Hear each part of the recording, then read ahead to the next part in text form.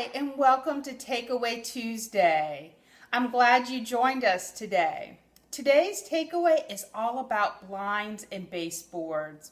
One of the frequent questions I'm asked is how often I personally clean my blinds and my baseboards. And that's an interesting question because for me personally, I break it up. I don't go through in 1 week every 6 months and do all my blinds and baseboards. For me, I break it up and every week I do a little bit of both. And so we're here in my kitchen, and this is one of the rooms where I find that I need to really vacuum my baseboards almost every week because I cook most of my meals here at home. So 3 meals a day are cooked, and that's a lot of chopping. And though I clean up after myself, there's always crumbs and food debris on my floor. And so every week I vacuum my baseboards in the kitchen, and I do the same in my bathroom.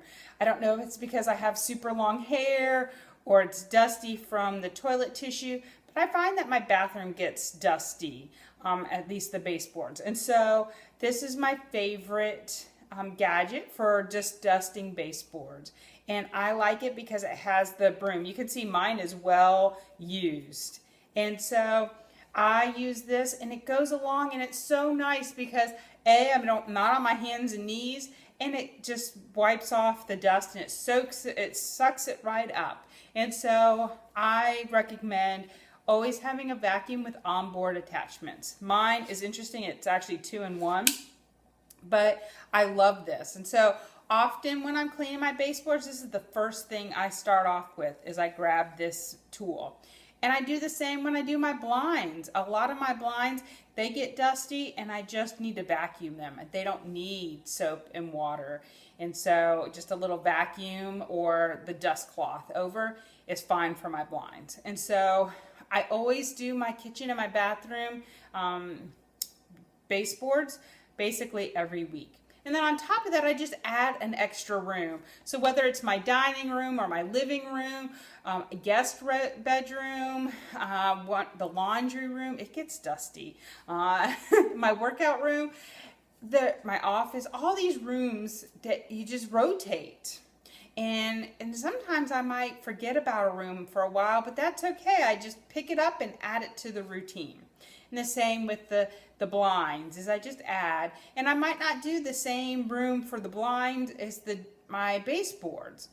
And I don't always move out all the furniture. So my bedroom, it gets really dusty, and so I move that furniture to do those baseboards probably the most often, behind my bedside tables, and I just don't like dust while we're sleeping. I think you breathe deeper when you're sleeping, and so I do that a lot. But I move my couches probably every 6 months, and once a year. It's more than that, but it's not every week. It's not every time I do them, and I just do spot cleaning. And I'm asked often, what do I use to clean my baseboards? Well, it's simple. I am basically a green person for my cleaning. I don't like a lot of chemicals. I will use chemicals, so I'm not overly opposed to them. But for me, what works in my house is just a little dish soap. Hot water, as hot as I can stand it. I just put a little bit in my bucket, my trusty bucket, and some distilled white vinegar. And that's all I use for most of my cleaning, whether it's my granite surfaces and my bathroom and whatever. And I change it frequently because I like the hot water. And so I just have a rag that I keep in the bucket that's wet, and I wring it out. And then I always follow that up and dry. And I just don't like the moisture behind my house. And I find on my granite, it makes them not have water spots or anything, which I like. And so that gets us to scuff marks. We all have scuff marks on our baseboards.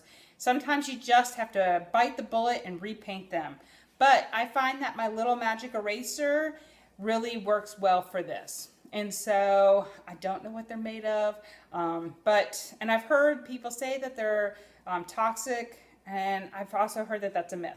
So I use mine for not very often, but I use it for scuffs, and I do use it on my glass top stove from time to time. And the key with this one's over a year old, is don't oversaturate it. Just sprinkle it with a little bit of water, get it lightly damp, and if you get it too wet, wring it out, and then use it on your baseboards. And it works really well on your baseboards. Sometimes if I need, because mine have grooves, my baseboards, I'll use a toothbrush. But I use the same vinegar and water solution on my blinds as well. And I have been known, like in wintertime, or if we have had a cold, adding a few drops of essential oils to my cleaning solution. I find that it smells good, and it helps kill a few extra germs and stuff like that. So you can add essential oils to your mixture as well. So that is my takeaway. Don't be afraid of your baseboards and blinds. Break them up. Don't be overwhelmed. Don't be overwhelmed when life gets in the way.